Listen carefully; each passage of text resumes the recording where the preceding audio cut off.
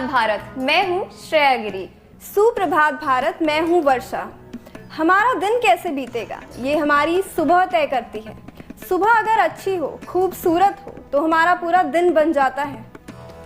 इसलिए अब सुबह सुबह खबरों के नाम पर सिर्फ शोर नहीं होगा। हमारे खास कार्यक्रम में होगी आपकी काम की हर वो बात जो आपका दिन बना देगी।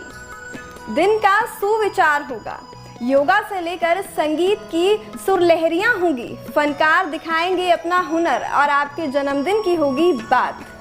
साथ ही होगी असल भारत की, दर्शन कराएंगे गौरवशाली भारत के और उसके समृद्धशाली अतीत के। ये भी बताएंगे कि कैसे खुद को निखारें।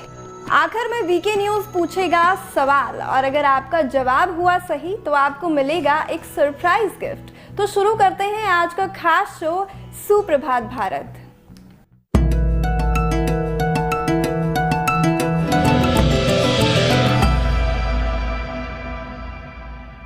कहते हैं किसी की कही गई एक बात आपकी पूरी जिंदगी बदल सकती है, इसलिए अच्छी बातें जरूर सुननी चाहिए।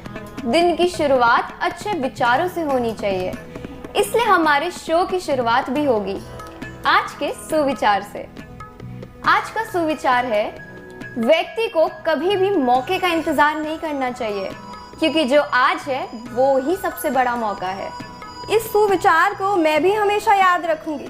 ये बात बिल्कुल सच है कि मौका बार बार नहीं मिलता और जो इस मौके को सही वक्त पर बुना ले उसे कामयाबी मिल जाती है। सुविचार के बाद अब आपकी सेहत की बात करेंगे। दौड़ भाग की जिंदगी में बीमारियां इंसान को जल्दी जकड़ लेती हैं, इसीलिए ज़रूरी है सेहत का ख्याल, खुद का ख्याल, क्योंकि सेहत ही सबसे बड़ा धन बताया जाता है। जब बात सेहत की हो रही है तो अब बात करते हैं कि हमारी सेहत के लिए क्या चीज़ फ़ायदेमंद होती है और क्या चीज़ नुकसानदायक होती है। हमें क्या चीज़ खानी चाहिए या नहीं खानी चाहिए। लोगों को गर्मियों में दही खाना काफ़ी पसंद होता है। दही का ना सिर्फ टेस्ट अच्छा होता है, साथ ही दही शरीर में ठंडक पहुंचाता है और कुछ गुड बैक्टीरियाज को भी बॉडी के अंदर पहुंचाता है। कुछ लोग दही को नमक के साथ खाते हैं तो कुछ लोग चीनी डाल के। कई लोगों का तो खाना ही नहीं पचता अगर उन्हें दही ना मिले तो। जो लोग दूध पीना पसंद नहीं करते उनके लिए दही खाना बेस्ट ऑप्शन है, क्योंकि दही में कैल्शियम, प्रोटीन सभी का एक मेल होता है जो शरीर के लिए काफी फायदेमंद होता है। इसके साथ ही ये डाइजेस्टिव सिस्टम के लिए भी अच्छा होता है। लेकिन हर चीज को खाने का एक तरीका और एक समय होता है, उसी तरह दही खाने का भी एक समय है। ऐसा माना जाता है कि दही को रात में नहीं खाना चाहिए। इसके पीछे की वजह यह है कि दही म्यूकस प्रोड्यूस करता है, जिसकी वजह से कफ बनता है और कई बार तो आपकी सुबह बंद नाक के साथ होती है। अगर आप चाहते हैं कि आपको कफ और जुकाम की परेशानी ना हो तो दही को दिन में ही खाएं और रात में दही खाना कम कर दें। मुझे तो पता ही नहीं था दही खाने का भी एक समय होता है। अच्छा वर्षा, आप इतनी फिट कैसे हैं? आपकी इस फिट बॉडी का कोई तो राज जरूर होगा। इस राज के बारे में जरा हमें भी बताइए।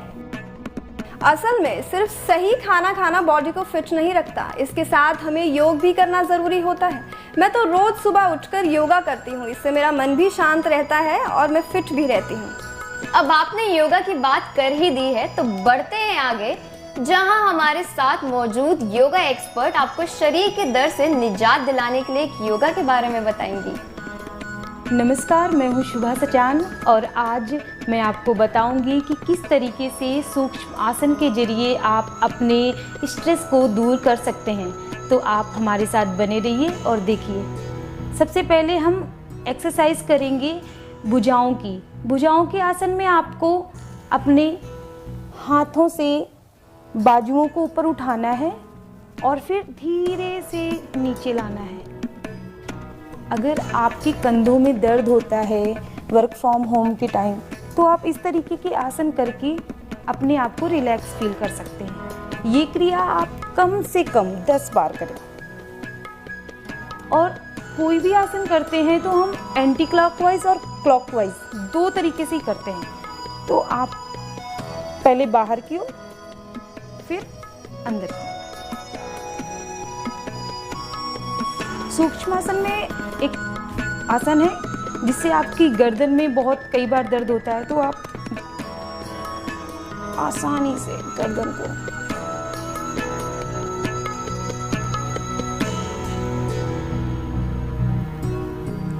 आराम से, आंखों को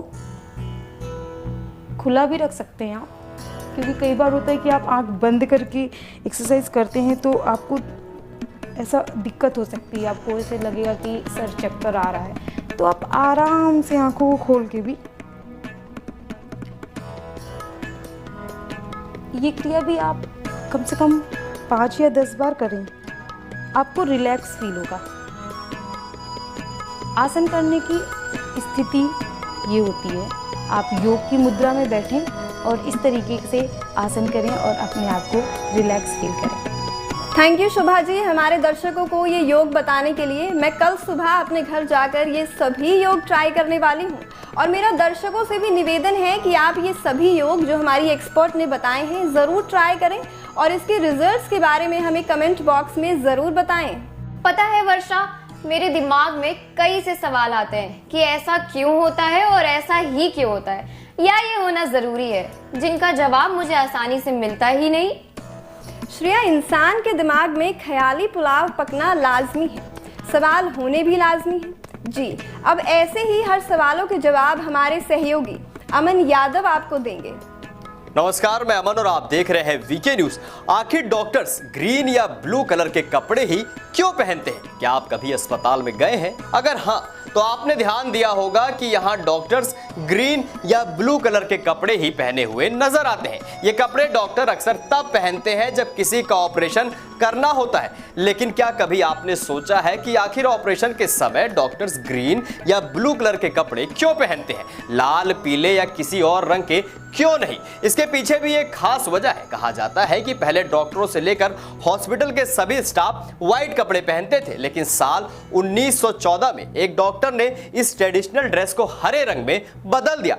हालांकि कुछ डॉक्टर ब्लू कलर के कपड़े भी पहनते हैं। अगर आपने ध्यान दिया होगा तो हॉस्पिटल में पर्दों का कलर भी ब्लू या फिर ग्रीन ही होता है। इसके अलावा हॉस्पिटल के स्टाफ के कपड़े और मास्क भी ग्रीन या ब्लू कलर के होते हैं। ऐसे में सवाल ये उठता है कि आखिर ग्रीन और ब्लू कलर में ऐसा क्या खास है जो किसी और कलर में नहीं है? अक्सर ऐसा होता है कि जब हम किसी को एक कलर को लगातार देखते हैं तो हमारी आंखों को अजीब सी थकान महसूस होने लगती है। हमारी आंखें सूरज या फिर किसी भी दूसरी चमकदार चीज को देखकर चौंधिया जाती है। लेकिन इसके तुरंत बाद अगर हम ग्रीन कलर को देखते हैं तो हमारी आंखों को सुकून मिलता है। सर्जरी के समय डॉक्टर ने ग्रीन कलर और ब्लू कलर के कपड़े पहनने इसी वजह से शुरू किए, क्योंकि ये आंखों को आराम देते हैं। अगर साइंस के नजरिए से देखा जाए तो हमारी आंखें रेड, ग्रीन और ब्लू कलर को बेहतर पहचान सकती हैं। इन रंगों का ही मिश्रण से बने रंगों को आसानी से आंखें पहचानती हैं। लेकिन इस सभी रंगों की तुलना में हमारी आंखें ग्रीन और ब्लू कलर को सबसे अच्छी तरीके से देख सकती हैं। डॉक्टर ऑपरेशन के समय ग्रीन और ब्लू कलर के कपड़े इसलिए भी पहनते हैं क्योंकि वो लगातार खून और अंदरूनी अंगों को देखकर मानसिक तनाव में आ जाते हैं। ऐसे में ग्रीन कलर को देखकर उनका दिमाग उस तनाव से मुक्त हो जाता है। कभी कभी वो ब्लू कलर के कपड़ों को भी पहनते हैं। ब्लू कलर भी हमारे दिमाग पर ग्रीन कलर जैसा ही काम करता है। यही वजह है कि डॉक्टर ग्रीन और ब्लू कलर के कपड़े पहनते हैं। आज का सवाल यही खत्म होता है। कल हम फिर हाजिर होंगे एक नए सवाल और उसके जवाब के साथ। तो मिला आपको आपके सभी सवालों का जवाब? हाँ, पर मुझे लगता है हमारे दर्शकों के पास भी ऐसे सवालों का ढेर होगा। तो अब मिलेगा आपको आपके हर सवाल का जवाब। अगर आपके पास भी कोई सवाल है तो वो भी हमें कमेंट बॉक्स में लिख के भेजें। हम उनके जवाब भी आपको जल्द से जल्द देंगे। इतनी सारी जानकारियों के बाद अब वक्त हो चला है एक छोटे से ब्रेक का। तो लेते हैं एक छोटा सा ब्रेक, लेकिन ब्रेक के बाद आपके लिए हमारे पास बहुत कुछ खास है। ब्रेक के बाद हम आपको गौरवशाली भारत के बारे में बताएंगे और साथ ही देंगे आपको आपसे जुड़ी ज़रूरी जानकारियाँ। तो बने रहिए हमारे साथ हमारे खास प्रोग्राम सुप्रभात भारत में।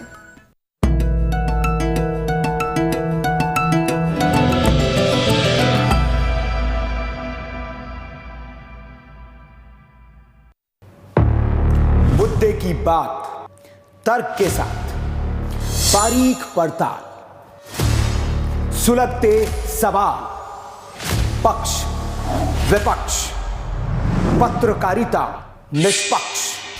सबसे बड़ा सवाल देश का है। सवाल देश का है। सुनील राउत के साथ वीके न्यूज, राष्ट्र के नाम।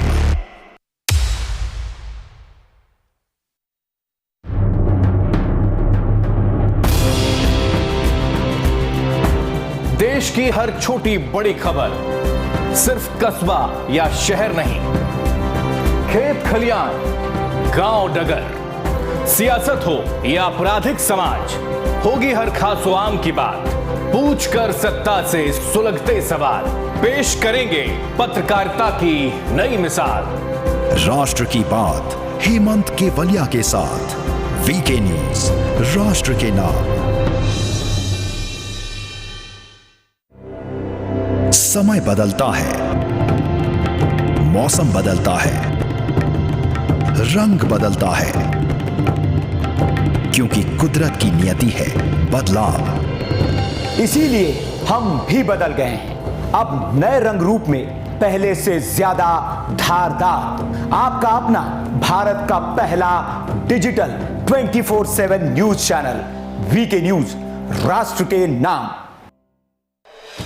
अब आपके सवालों को हम और बनाएंगे धारदार, अब आपके मुद्दों को हम चढ़ाएंगे और परवान, अब हमारे सवाल होंगे और ज्यादा तीखे। अब हर खबर पर होगी हमारी नजर, क्योंकि हम हैं 24 घंटे 7 दिन।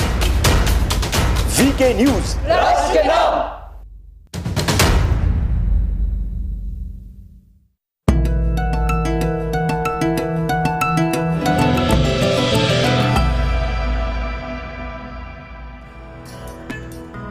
एक बार फिर स्वागत है आपका हमारे खास प्रोग्राम में। अभी तक हमने बात की योगा से कैसे हो सकते हैं निरोग, खाने के लिए क्या चीजें अच्छी होती हैं, और इसी के साथ अब हम बात करेंगे अपने गौरवशाली इतिहास की। देश की कई ऐसी ऐतिहासिक धरोहरें हैं जिनके बारे में शायद आपने पहले सुना ही ना हो, लेकिन हम आपको दिखाएंगे और बताएंगे भी अपनी ऐतिहासिक धरोहरों के बारे में। कहानी भारत के उस किले की है जहां दुश्मनों पर दागे गए थे चांदी के गोले। अंग्रेजों से हिंदुस्तान को आज़ाद कराना हो या दुश्मनों का खात्मा करना हो, भारत कभी पीछे नहीं हटता, ना ही भारत हार मानता है। यकीनन इस किले का इतिहास जानकर आपका सीना गर्व से चौड़ा हो जाएगा। चुरू किले के राजा ने और उनकी प्रजा ने साथ मिलकर ये गौरवशाली इतिहास रचा है, और ये इतिहास अमर है। प्राचीन समय में राजा अपने राज्य या किले की रक्षा के लिए कुछ भी करने के लिए तैयार रहते थे। यहाँ तक कि वो सोने चांदी, हीरे जवाहरात की भी कीमत नहीं समझते थे। आज हम आपको ऐसे ही ऐतिहासिक किले के बारे में बताने जा रहे हैं जो इतिहास में अमर है, क्योंकि वहाँ जो घटना घटी थी वो ना तो दुनिया में कहीं घटी है और ना ही कभी घटेगी। इस घटना की वजह से ही किले का नाम विश्व इतिहास में स्वर्णिम अक्षरों में लिखा गया है। हम बात कर रहे हैं चुरू किले की, जो राजस्थान के चुरू जिले में है। साल 1694 में ठाकुर कुशल सिंह ने इस किले का निर्माण करवाया था। इस किले के निर्माण के पीछे मकसद था आत्मरक्षा और उसी के साथ साथ राज्य के लोगों को भी सुरक्षा देना। ये किला दुनिया का एकमात्र ऐसा किला है जहां युद्ध के समय गोला बारूद खत्म हो जाने पर तोप से दुश्मनों पर चांदी के गोले दागे गए थे। ये इतिहास की बेहद ही हैरान कर देने वाली घटना थी जो साल 1814 में हुई।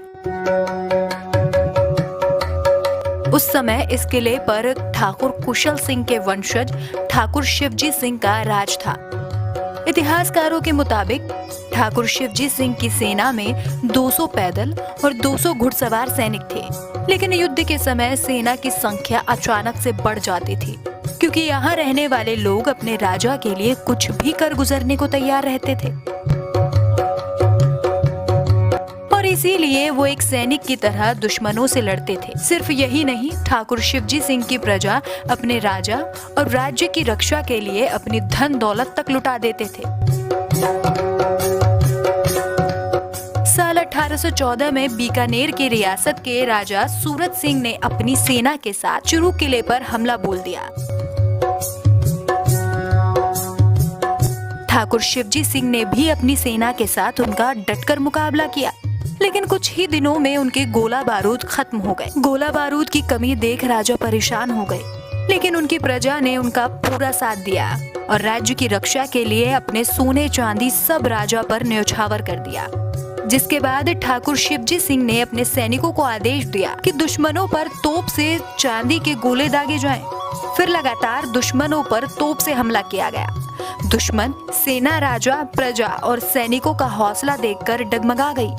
उन्होंने हार मान ली और वहां से भाग गए। राजा के साथ उनकी प्रजा ने मिलकर इस जीत के जश्न को मनाया और राजस्थान के चुरू किले का गौरवशाली इतिहास रचा। Desk report, VK news.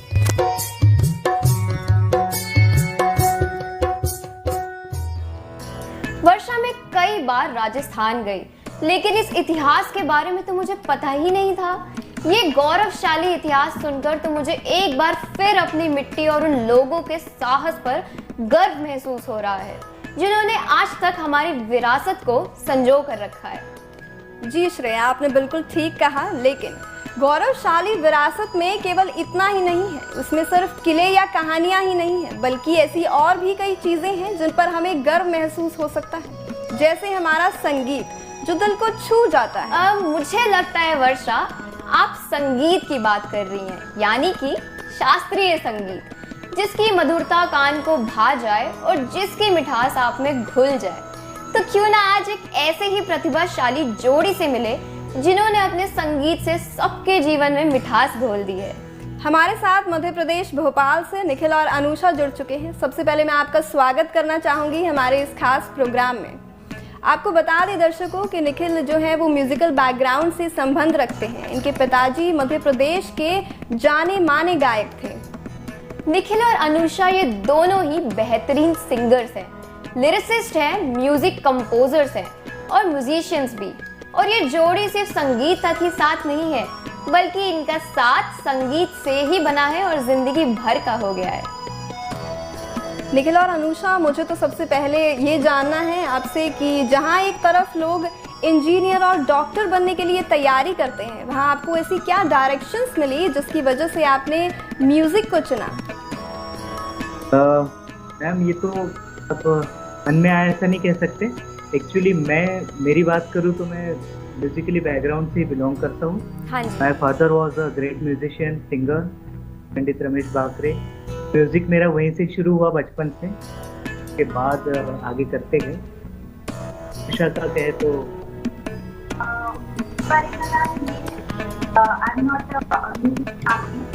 Family में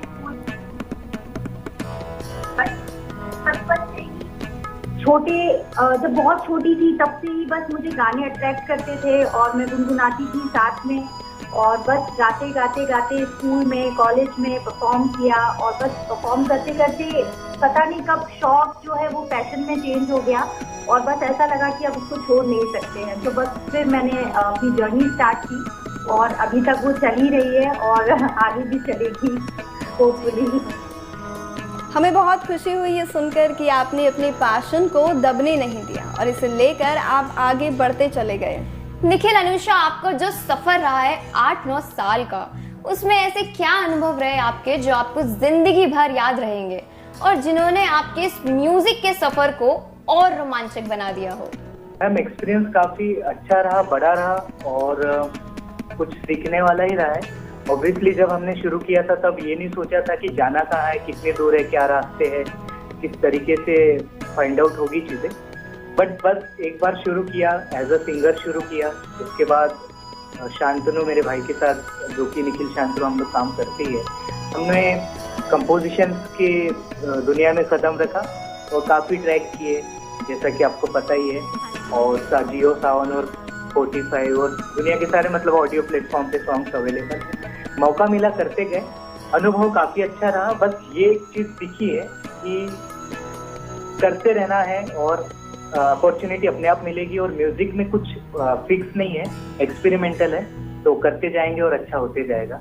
तो साथ में मिलके कर ही रहे, मैं और अनुषा साथ में कवर सॉन्ग भी कर रहे हैं, ओरिजिनल भी कर रहे हैं, तो काफ़ी अच्छा प्यार भी मिल रहा है। तो म्यूजिक शायद आगे बहुत कुछ देगा। और बहुत अच्छे अनुभव रहे आपके, और हमें अच्छा लगा कि आपने अपने एक्सपीरियंसेस हमसे शेयर किए। इसी के साथ हमारी शुभकामनाएं आपके साथ है। आप दोनों साथ में ही ऐसे बढ़ते रहें और ऐसे ही अच्छे अनुभव करते रहें। जैसा हमें पता चला, आप दोनों ही म्यूज़िक कंपोज़र हैं, लिरिसिस्ट भी हैं, आप अपने गाने खुद लिखते हैं, गाते भी खुद हैं, पर एक गाना ऐसा ज़रूर होगा जो आप दोनों का फेवरेट होगा। तो हम चाहते हैं कि हमारे दर्शकों के लिए आप अपना ये जो फेवरेट गाना है गुनगुना दीजिए, तो उनका जो दिन है वो बहुत मेलोडियस बन जाएगा। कंपोजिशंस में मैंने गाया है, अनुषा ने साथ में गाया है। एक सॉन्ग तो हमारा बहुत ही पॉपुलर हुआ था, जो कि मनवा लागे नाम से है। उसका टाइटल हमने तुझको ही सोचो बाद में किया था। स्पॉटिफाई पे और जियो सावन पे तो काफ़ी पसंद किया गया, यूट्यूब पे भी अवेलेबल है। हम लोग वही गाना गाना चाहेंगे।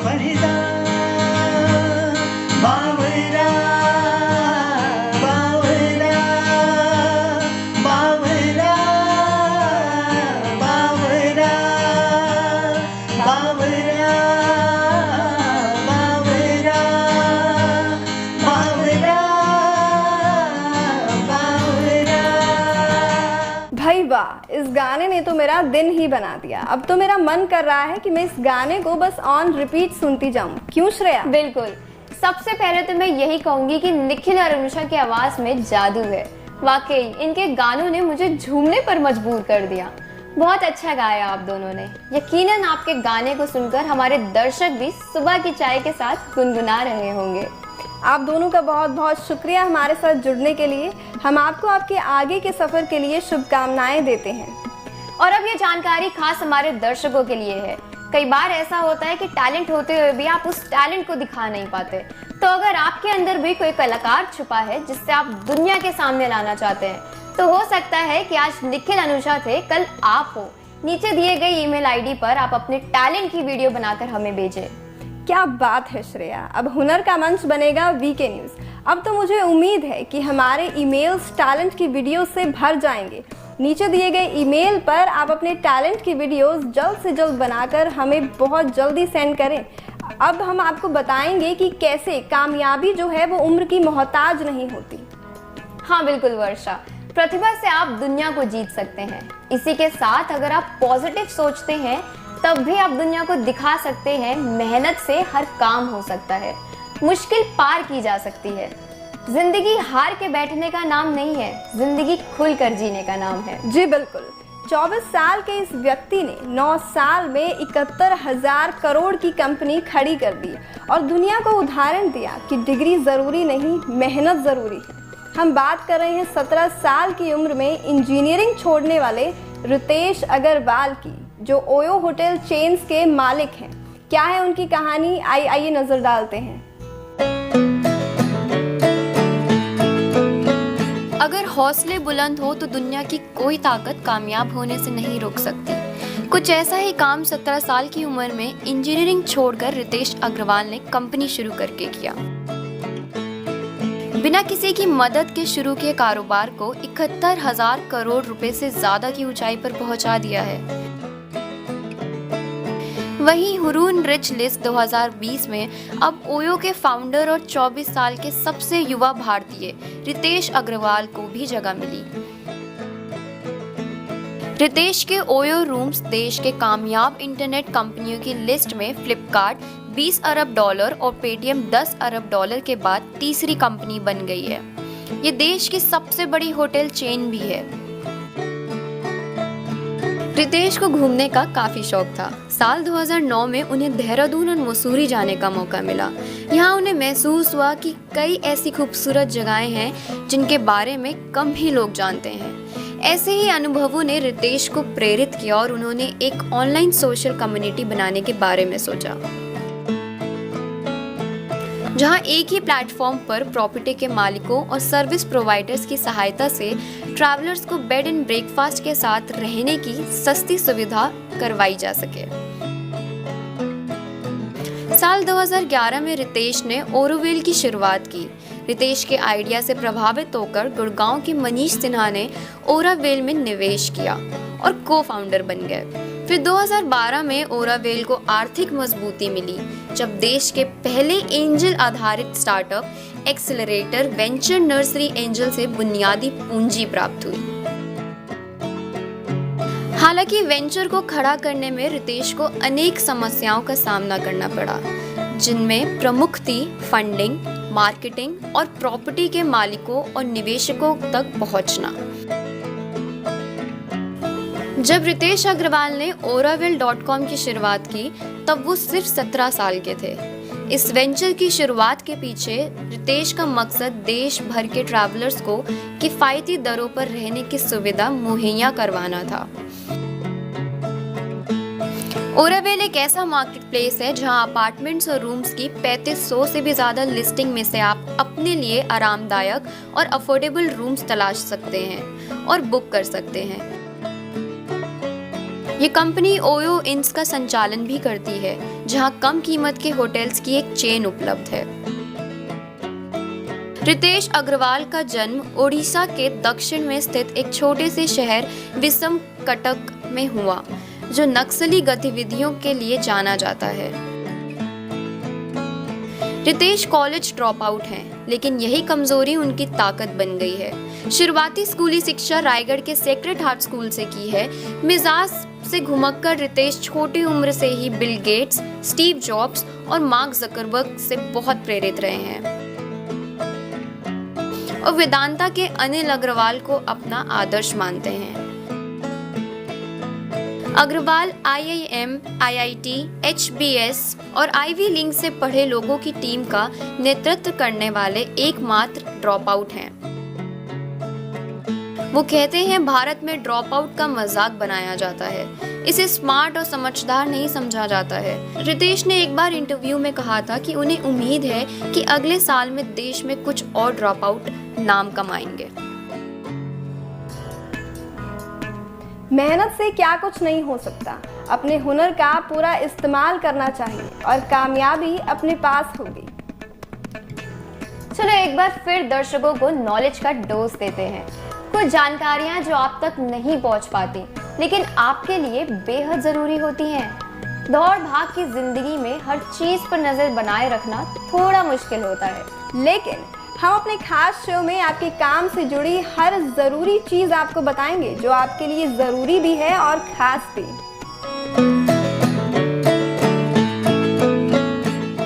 सबसे पहला गोल्डन रूल है फालतू खर्चों से बचें। अक्सर हम पैसे हाथ में देखते ही सोचने लगते हैं कि इससे क्या खरीदें, और इसके चलते हम कभी कभी बेफिजूल के सामान भी खरीद लेते हैं। हमने ये भी देखा है कि सैलरी आने के बाद ज्यादातर लोग अपने दोस्तों के साथ महंगे होटल या बार में पार्टी करना पसंद करते हैं, जिससे उनकी जेब पर काफी असर पड़ता है। ऐसे में आपका ये जानना जरूरी है कि ऐसी फालतू की पार्टी ना करके आप काफी ज्यादा अमाउंट को सेव कर सकते हैं। गोल्डन रूल नंबर 2, फालतू में शॉपिंग ना करें। अक्सर हमने देखा है कि लोग एक ही महीने में कई बार शॉपिंग के लिए जाते हैं और बड़े बड़े मॉल में महंगे महंगे कपड़े खरीद लेते हैं। इसी वजह से एक बार फिर फालतू के खर्चे बढ़ जाते हैं और सेविंग फिर गिर जाती है। ऐसे समय में हमें ये पहचानने की जरूरत है कि हमारी जरूरत की चीजें क्या हैं। इसके लिए आप एक लिस्ट बना सकते हैं कि आपको पूरे महीने किन किन जरूरी चीजों की जरूरत होगी। ऐसे करने से आप नए महीने में काफी कम फालतू सामान की शॉपिंग करेंगे और एक अच्छा अमाउंट सेव कर पाएंगे। तीसरा गोल्डन रूल है, हर महीने के लिए बजट बनाएं। सेविंग करने का सबसे बेहतरीन रूल यही है कि आप हर महीने का बजट बनाएं। जब आपकी प्लानिंग नहीं रहती कि आपको खरीदना क्या है या उन पैसों का इस्तेमाल कहाँ करना है, इस सिचुएशन में हम अक्सर अपने पैसों को बेफिजूल के खर्चों में गवा देते हैं। ऐसे भी कई बार देखा गया है कि आप सेविंग के लिए फालतू की शॉपिंग और खर्चे तो कम कर देते हैं, और एक अच्छी अमाउंट सेव होते ही महीने के बजट डिसाइड न होने की वजह से आप कुछ ऐसे खर्चे कर बैठते हैं जिनसे आपकी सेविंग काफी तेजी से खत्म हो जाती है। इसलिए अब से आप अपने पूरे महीने भर का बजट जरूर तैयार करें, ताकि आपको पता हो कि क्या जरूरत वाली चीजें हैं और किन चीजों को खरीदने की जरूरत नहीं है। गोल्डन रूल नंबर 4 है, इन्वेस्ट करें। पैसे बचाने के लिए ये भी जरूरी है कि आप अपनी सेविंग का कुछ हिस्सा इन्वेस्ट करें।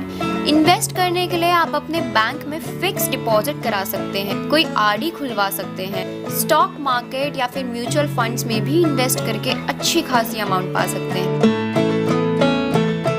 इससे ना सिर्फ आपकी सेविंग होगी, बल्कि जो पैसे आपने सेव किए हैं वो मल्टीप्लाई होकर और बढ़ेंगे। खर्चे कम करना, बजट तैयार करना, इन्वेस्ट करना, ये सभी सेविंग करने के सबसे बेस्ट गोल्डन रूल हैं। इस बार ये पैतरा आजमा कर देखिए, महीने की आखिरी तारीख तक एक अच्छी खासी सेविंग आपके हाथ में होगी।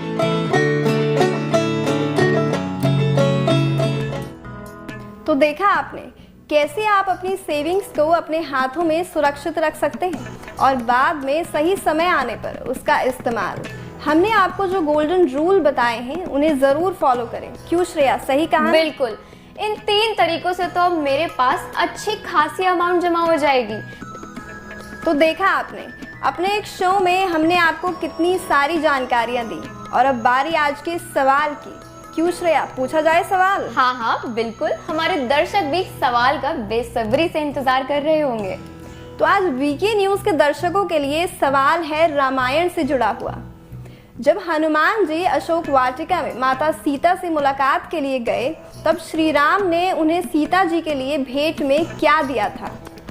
सवाल तो बहुत अच्छा है, इसका जवाब हमारे कई दर्शकों को पता होगा, तो हमें इंतजार है आपके सही जवाब देने का। नीचे कमेंट बॉक्स में हमें अपना जवाब लिख कर भेजें।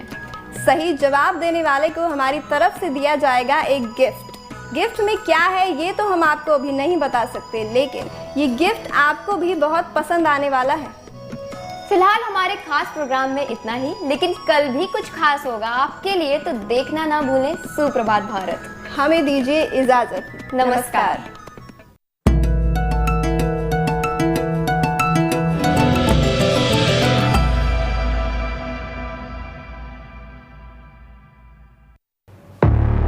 मुद्दे की बात तर्क के साथ, बारीक पड़ता